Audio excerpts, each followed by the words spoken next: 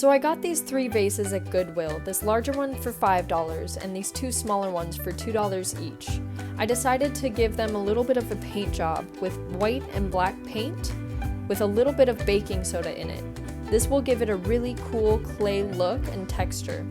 You want to start off with a small amount and then add until you get the right texture that you want. For the 2 smaller ones, I decided to go with an orangey earth tone, so I mixed red, yellow, black, and a little bit of white to get it done.